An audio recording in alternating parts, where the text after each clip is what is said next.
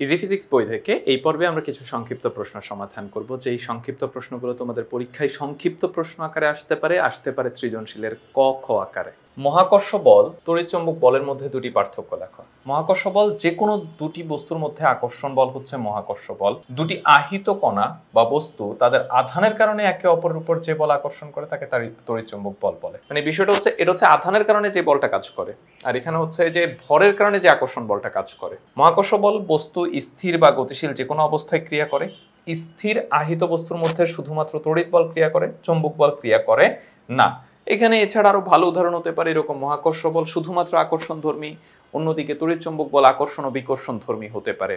মহাকর্ষ বলের হচ্ছে পাল্লা অনেক বেশি, তড়িৎচুম্বক বলের হচ্ছে যে পাল্লা মানে অত বেশি না আর কি, এরকমও তুমি হচ্ছে দিতে পারো। মৌলিক বল সমূহের শক্তির ক্রম ব্যাখ্যা করো। সবচেয়ে শক্তিশালী হচ্ছে সবল নিউক্লিয় বল, তার থেকে দুর্বল হচ্ছে তড়িৎচুম্বকীয় বল, তার থেকে দুর্বল হচ্ছে দুর্বল নিউক্লিয় বল, এবং সবচেয়ে দুর্বল হচ্ছে মহাকর্ষ বল। দুর্বল নিউক্লিয় বল ও সবল নিউক্লিয় বলের মধ্যে পার্থক্য লেখো। এই বল পরমাণুর নিউক্লিয়াসকে অস্থিতিশীল করে, এই বল নিউক্লিয়াসকে স্থিতিশীল করে। মানে এটা অস্থিতিশীল করে এখান থেকে বিটা রশ্মি নির্গত করে, আর এটা হচ্ছে যে প্রোটন আর নিউট্রনকে নিউক্লিয়াসের ভেতরে আটকে রাখে। এই বলের কারণে তেজস্ক্রিয় পরমাণুর নিউক্লিয়াস হতে বিটা নির্গত হয়। এই বলের কারণে পরমাণুর নিউক্লিয়াসে প্রোটন ও নিউট্রন সমূহ একত্রে কাজ করে। এইটার পাল্লা হচ্ছে 10⁻18 মিটার, এটার পাল্লা হচ্ছে 10⁻15 মিটার।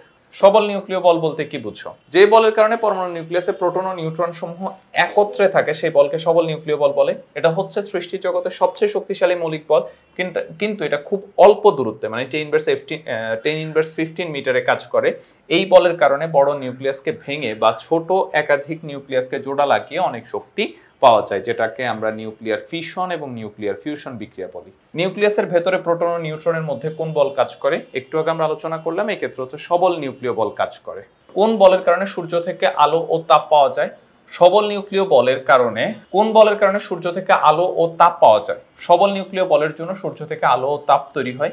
নিউক্লিয়াসের ভেতরে প্রোটন এবং নিউট্রনের মধ্যে সবল নিউক্লিয় বল কাজ করে। সবল নিউক্লিয় বলের কারণে নিউক্লিয়াসকে ভেঙে বা ছোট নিউক্লিয়াসকে জোড়া লাগিয়ে অনেক শক্তি তৈরি করা সম্ভব। ইলেকট্রো উইক ফোর্স কোন দুটি বলের সমন্বয়ে গঠিত? ইলেকট্রো উইক ফোর্স, এই যে এখান থেকে দেখো ইলেকট্রো, এখান থেকে হচ্ছে বিদ্যুৎ চৌম্বকীয় বল, আর উইক ফোর্স মানে হচ্ছে দুর্বল নিউক্লিয় বল, মানে হচ্ছে তড়িৎচুম্বকীয় বল ও দুর্বল নিউক্লিয় বলকে একসাথে আমরা ইলেকট্রো উইক ফোর্স বলে থাকি।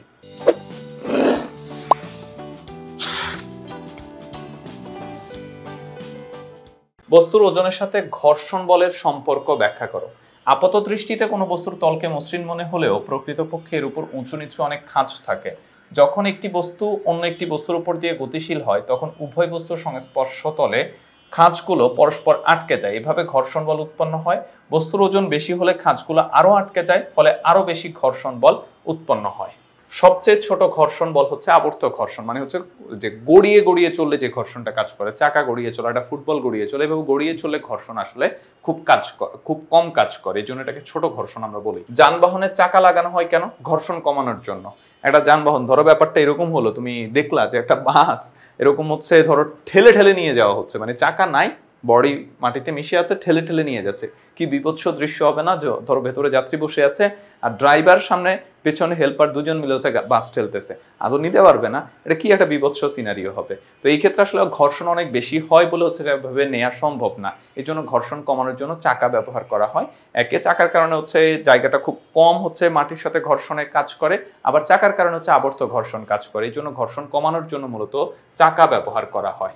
পানিতে সাঁতার কাটার সময় কোন বাধা অতিক্রম করতে হয়? প্রবাহী ঘর্ষণ। প্রবাহী পদার্থের মধ্যে চলতে গেলে যে ঘর্ষণটা কাজ করে তাকে প্রবাহী ঘর্ষণ বলে।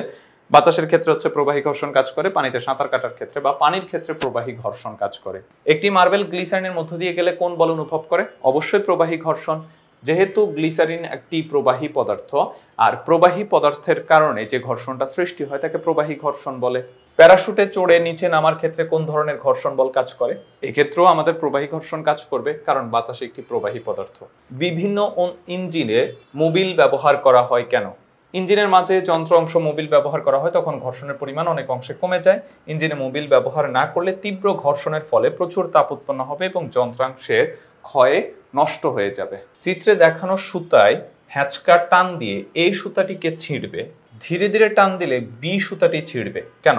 মানে হচ্ছে আমি যদি জোরে টান দিই তাহলে এই সুতাটা ছিঁড়ে যাবে, আর যদি আমি ধীরে ধীরে টান দিই তাহলে হচ্ছে এই সুতাটা ছিঁড়ে যাবে। কেন? ব্যাখ্যা করতে বলা হয়েছে।